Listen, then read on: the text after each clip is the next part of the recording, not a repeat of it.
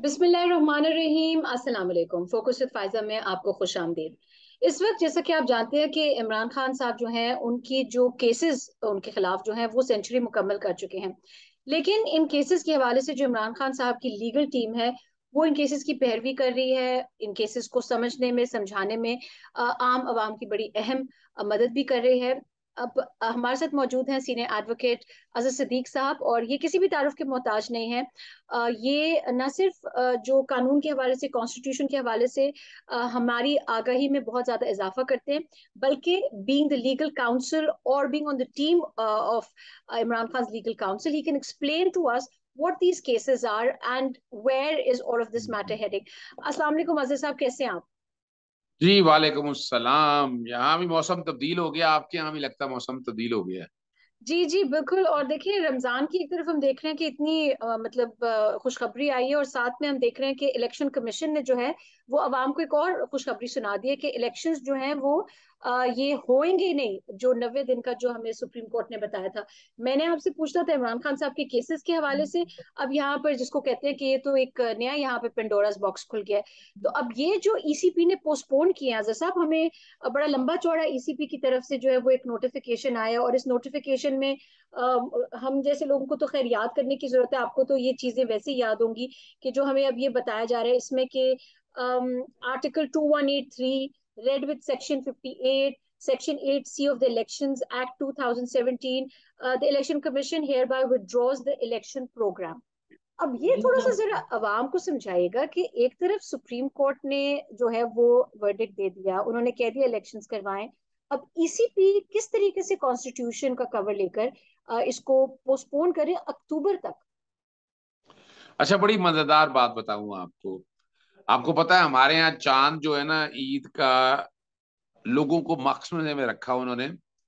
और election commission ने ये बड़ी बारीक बीनी से वारदात डाल दी और लोगों को इस तरफ बांट दिया, तवज्जो इस तरफ डाल दी, ताकि वो रोजों के जो कि रोज हमारे यहाँ बड़ा रोजों को बड़ा ऑब्जर्व किया जाता है।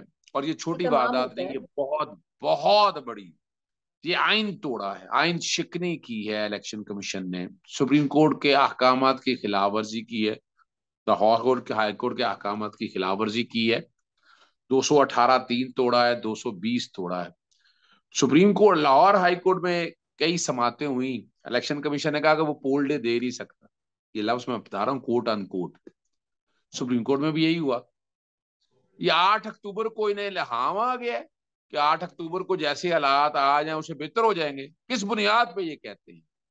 यानी ऐसे लगता है कि जैसे नजूमी इनके पास इकट्ठे हो गए हैं, या मौक्कल पाल लिए इन लोगों ने। क्या पैसे कहां से आएंगे? वो पैसे कौन से इतने ज्यादा लगाने हैं? हजारों रुपए का, हजारों अरब का बजट है। तो और छोटी सी एक रकम, अपना बता देना पूरे साल का कितना खर्चा है इलेक्शन कमीशन का? अरबों रुपया खर्चा है।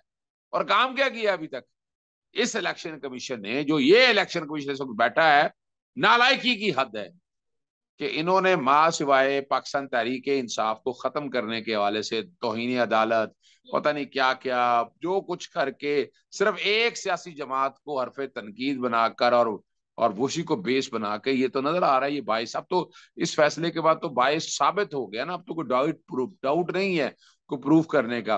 तो पहली बात तो ये है। दूसरा, मैं जो कि इन सारी प्रोसीडिंग में सामने रहा हूं, तो आप उन दिनों पाकिस्तान से जब तहरीक अदम एतमाद के हवाले से ये मामला चल रहे थे, तो 7 अप्रैल वाले दिन मैं सुप्रीम कोर्ट में था। तो वहां इन्होंने कहा, इलेक्शन कमीशन से पूछा गया, इन्होंने कहा जी हम इलेक्शन तो करा ही नहीं सकते 3 महीनों में, हमें 9, हमें 7 महीने, ये उस वक्त कहा था उस वक्त। तो ये गुजरे हुए तो साल हो गया। अब क्या बात रह गई? अब एक ही बात रह गई है, एक, और वो क्या है कि इलेक्शन कमीशन जो है ना, ये बी टीम साबित हो गई है पाकिस्तान पीडीएम के हवाले से। जो पार्लियामेंट का इजलास हुआ, सो कॉल्ड जो बातें की, उसको सामने रख के इन्होंने फैसला कर लिया। टाइम लाइन देखिएगा। लेकिन एक बड़ी जबरदस्त बताता चलूं बात आपको। मैं तो बड़े अरसे से इस पे पीछे लगा हूं। मैंने अभी एक नोटिस, जब आपसे बात कर रहे थे, ड्राफ्ट कर लिया इलेक्शन कमीशन को। अभी जा रहा है अभी नोटिस कि आप फौरी तौर पर जो है इलेक्शन कमीशन को कह रहे हैं कि आप फौरी तौर के ऊपर इमीडिएटली ये अपना ऑर्डर विड्रॉ करें। आपका इख्तियार ही नहीं है, आपने आइन तोड़ा है। और हलफ तोड़ा है, आर्टिकल 4 और 5 की बात की है, तौहीन अदालत कमिट करने की, और मैंने कहा है, गंदिया दिया है कि तौहीन अदालत की कार्रवाई आप लोगों के खिलाफ शुरू हो सकती है। जाते हैं या नहीं जाते हैं वो एक अलग इशू है, लेकिन हमारा काम है let the record be kept straight. और एक और जो इंटरेस्टिंग पहलू है ना इसका, इंटरेस्टिंग पहलू ये है कि इलेक्शन कमीशन ने किसी को सियासी जमात को सुना नहीं, किसी वोटर को सुना नहीं, और जो सारी बातें हैं, हवाई बातें हुई हैं, हवाई बातों को सामने रखते हुए उन्होंने यूनिलैटरली एक फैसला कर लिया, और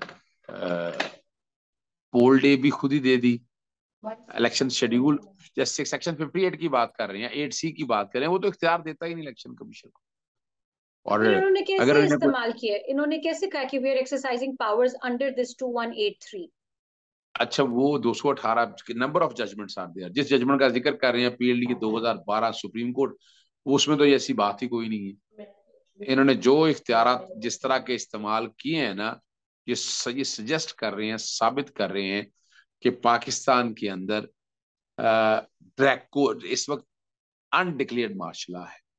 पाकिस्तान के अंदर स्याह करें सफेद करें। और एक और बड़ी मजेदार बात है, केयर टेकर सेटअप जाना है इलेक्शन करवाने के लिए, आप इलेक्शन ही ना कराएं तो क्या केयर टेकर सेटअप को इतनी अरसे के लिए रखा जा सकता है? क्या आप 90 दिन से ज्यादा एक्सटेंड कर सकते हैं? तो इलेक्शन कमीशन को तो फौरी तौर पर कहना चाहिए था केयर टेकर्स गवर्नमेंट फारग, चौधरी परवेज लाई वजीर अला वापस आ गए। यानी मैं तो मानता नहीं इसको, लेकिन मैं आपके सामने इन ऑल फेयरनेस बात करता हूं कि अगर आप मान ले कि ये इख्तियार है, तो फिर इलेक्शन कमीशन को फिर ये इख्तियार भी अपना आजमाना चाहिए था, और निगरान हुकूमत को उठाकर बाहर फेंक थे। अभी तक तो KPK में कुछ नहीं कर सके।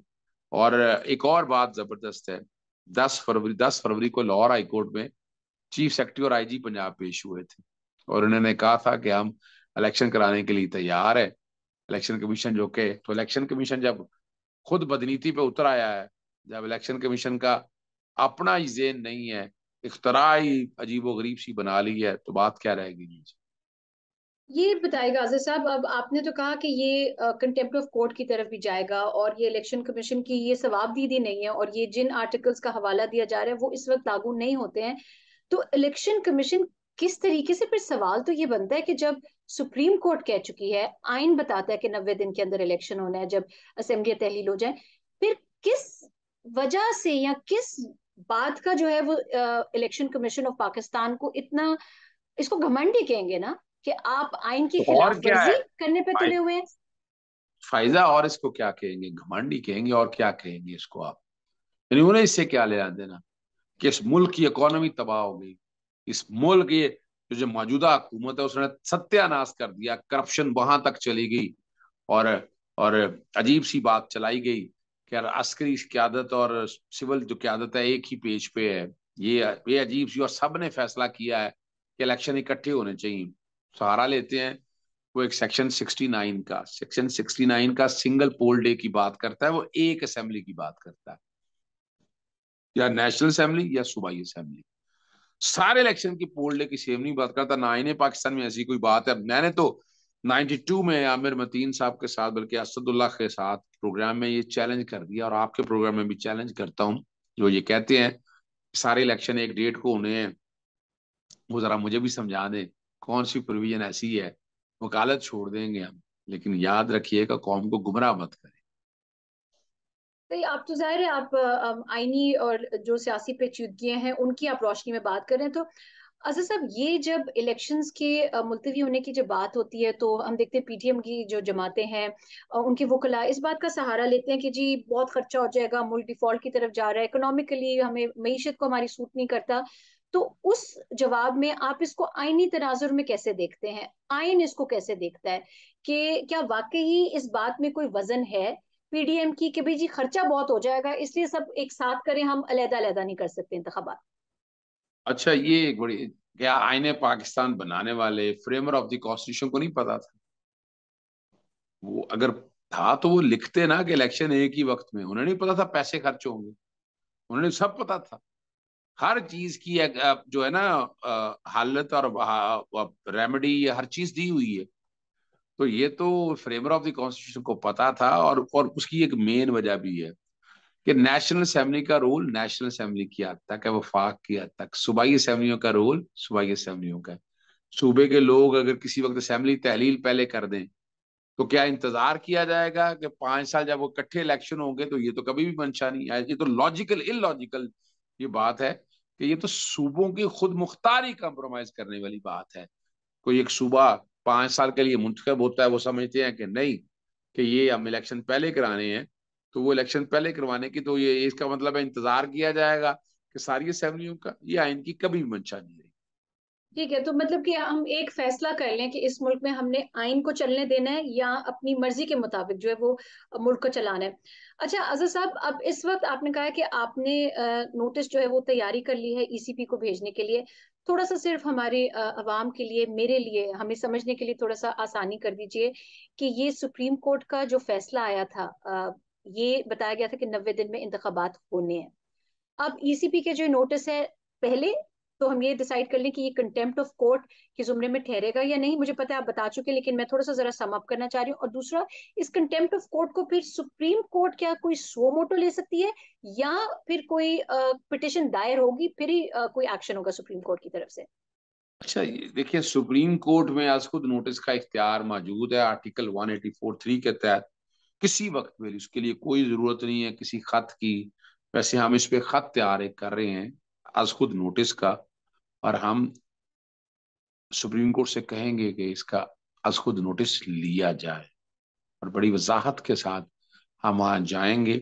अभी जैसे हमने खत लिख दिया है, वो हम साथ लगाएंगे। हमने इलेक्शन कमीशन को कहा, लेकिन इलेक्शन कमीशन नहीं कर रहा।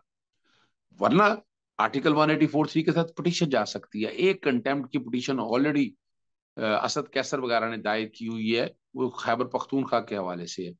वो वहां के गवर्नर है। वैसे इतनी बेतौकीरी कर दी है गवर्नर की सीट की। आपके घर में कोई क्लर्क है, मुझे दे, मैं उन्हें गवर्नर लगा देता हूँ। कोई चपरासी होगा तो वो भी दे दीजिएगा। कोई रह नहीं गया ना, कोई स्टेटस नहीं रह गया यहाँ पर।